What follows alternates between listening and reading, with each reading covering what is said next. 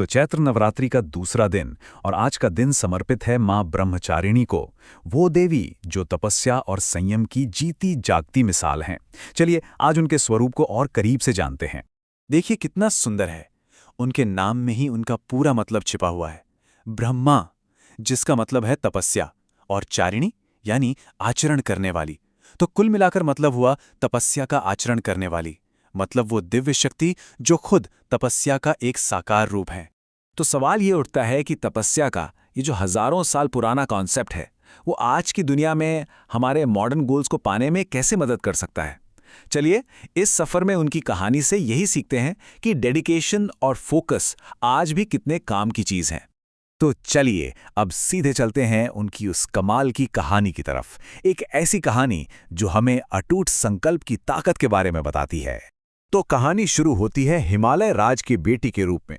देवर्षि नारद के कहने पर उन्होंने एक बहुत ही साफ लक्ष्य तय किया, भगवान शिव को पति के रूप में पाना, और इस एक संकल्प के लिए उन्होंने सचमुच सब कुछ छोड़ दिया।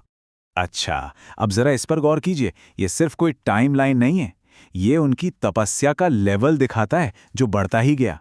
पहले हजारों साल सिर्फ फल और फूल, फिर 100 साल सिर्फ सब्जियां, और फिर अनगिनत साल खुले आसमान के नीचे हर मौसम सहते हुए, और आखिर में तो सूखे पत्ते तक खाना छोड़ दिया। तभी तो उनका नाम अपर्णा पड़ा।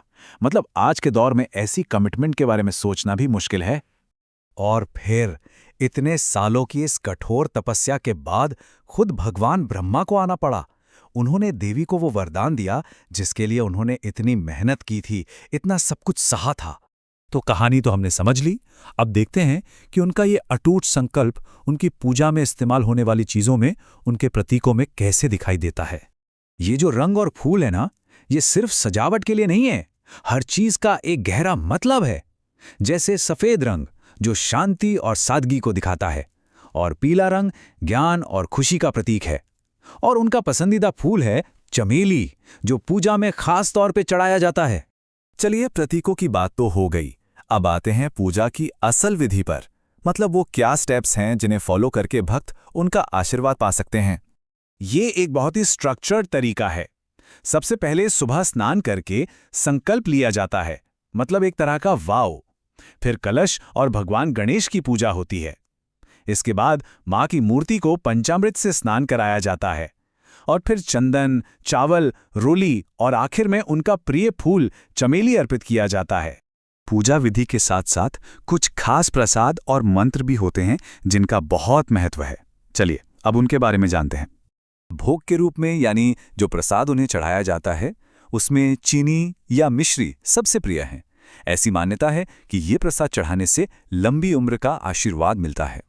और ये है मुख्य मंत्र, या देवी सर्वभूतेषु मां ब्रह्मचारिणी रूपेण संस्थिता, नमस्तस्ये नमस्तस्ये नमस्तस्ये नमो नमः। ये एक बहुत ही पावरफुल मंत्र है जो कहता है कि हम उस देवी को नमन करते हैं जो हर जीव में मां ब्रह्मचारिणी के रूप में मौजूद हैं। और अगर लगातार जाप करना हो ध्यान लगाने के लिए, तो ये छोटा मंत्र भी है, ओम देवी ब्रह्मचारिणीये नमः। ये फोकस बनाए रखने में बहुत मदद करता है। और अब आते हैं सबसे प्रैक्टिकल हिस्से पर कि आखिर देवी की इन शिक्षाओं और पूजा विधि को हम अपनी रोजमर्रा की जिंदगी की मुश्किलों को दूर करने के लिए कैसे इस्तेमाल कर सकते हैं। यहां देखिए, 2 अलग अलग तरह की समस्याओं के लिए खास उपाय बताए गए हैं। अगर आम मुश्किलें हैं या स्टूडेंट्स को कंसंट्रेशन की दिक्कत है, तो शाम को घी का दीपक जलाकर शक्कर का भोग लगाएं और फिर उस प्रसाद को सब में बांट दें।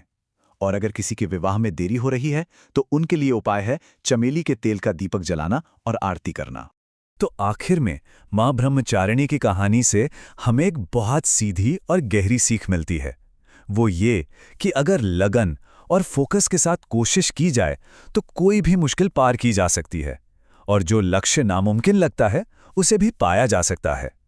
तो सोचने वाली बात यह है कि जीवन का वो कौन सा हिस्सा है जहां इस तरह का अटूट फोकस एक बहुत बड़ा बदलाव ला सकता है।